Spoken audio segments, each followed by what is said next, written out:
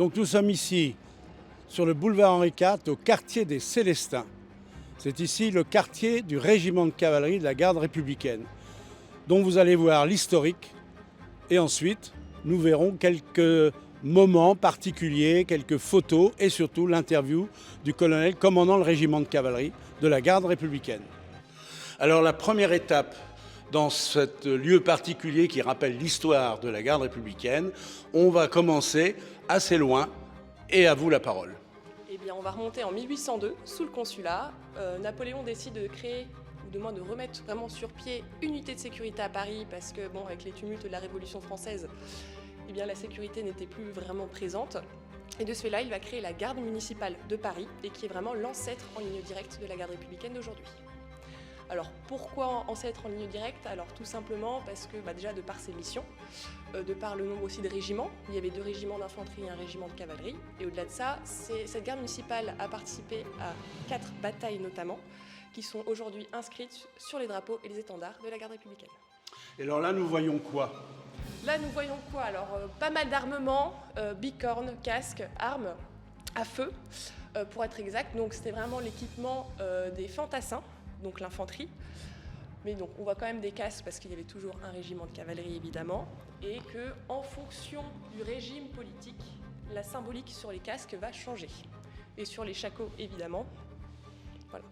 On va avoir un exemple d'une tenue tout à fait particulière. Donc là, nous sommes dans la période plus moderne, d'après la guerre, et vous pouvez nous commenter un petit peu cette tenue traditionnelle.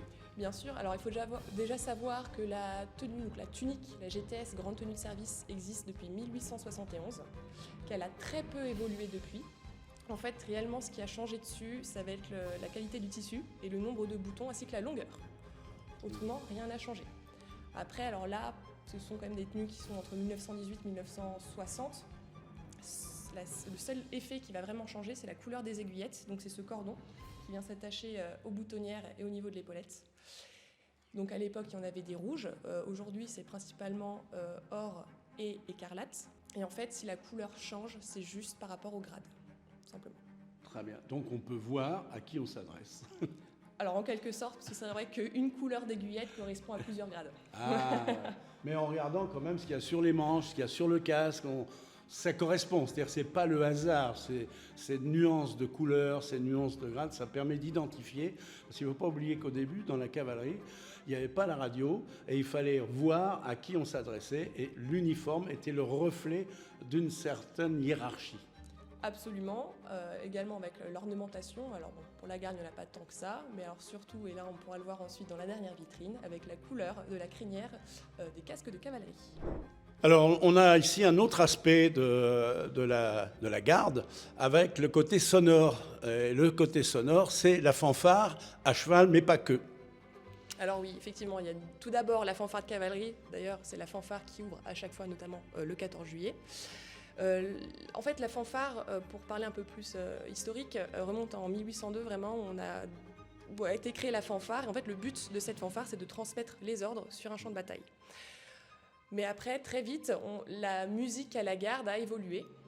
Et donc, c'est vraiment vers 1848 qu'on voit vraiment les prémices à la fois d'une musique et d'un orchestre, où on a confié à un jeune musicien du nom de Paulus la création d'une unité musicale. Et donc, quelques années plus tard, en 1867, il va participer au d'ailleurs seul concours militaire, concours musique militaire. Il va remporter la médaille d'or.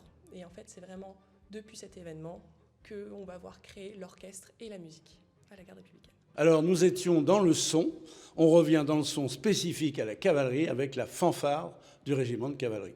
Absolument. Et au-delà du son, on a quand même le visuel. Et le visuel est important parce qu'il faut savoir que pour la fanfare, pour les dissocier, alors hormis l'instrument évidemment qu'ils vont porter, ça va être la crinière rouge que j'évoquais tout à l'heure. Alors en fait, historiquement, tout simplement parce que le rouge, on pouvait le voir au loin. Et comme c'était la fanfare qui donnait les ordres, on pouvait les repérer, parce que dans tous les cas, ils étaient toujours près du chef qui donnait les ordres et eux les sonnaient, tout simplement. Donc là, en plus, petite spécificité, on a un timbalier. Alors le timbalier, lui, va monter un percheron. Alors là, c'est un petit percheron, mais voilà, si vous regardez bien l'animal, il fait 900 kg, voire la tonne. Très impressionnant, très imposant. Donc pourquoi le percheron? Tout simplement parce que c'est un cheval robuste, un cheval de trait, donc qui peut supporter le poids des timbales, qui quand même pèsent pas loin d'une vingtaine de kilos. Et donc du coup, le timbalier, pour pouvoir jouer avec ses mains, il va falloir quand même diriger le cheval, et c'est à l'aide de ses pieds, avec des rênes attachées au niveau des étriers, qu'il va diriger le cheval. Donc nous avons vu ce matin l'historique de la garde républicaine à travers tous ces éléments, le régiment d'infanterie, la cavalerie avec les différentes appellations, costumes, etc.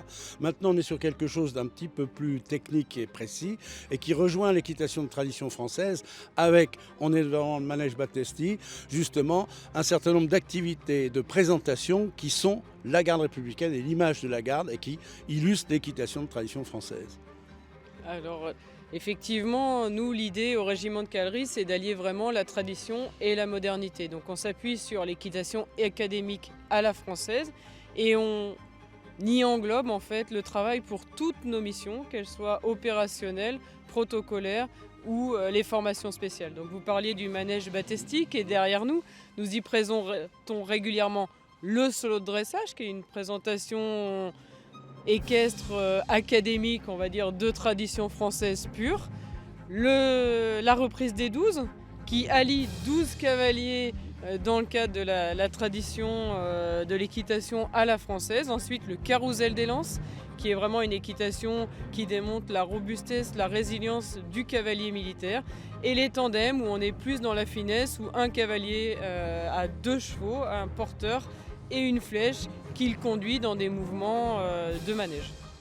Et donc ces activités qui sont très équestres et d'équitation sont compatibles avec les autres missions de la garde. Bien sûr, en fait, il faut bien penser que tout est complémentaire.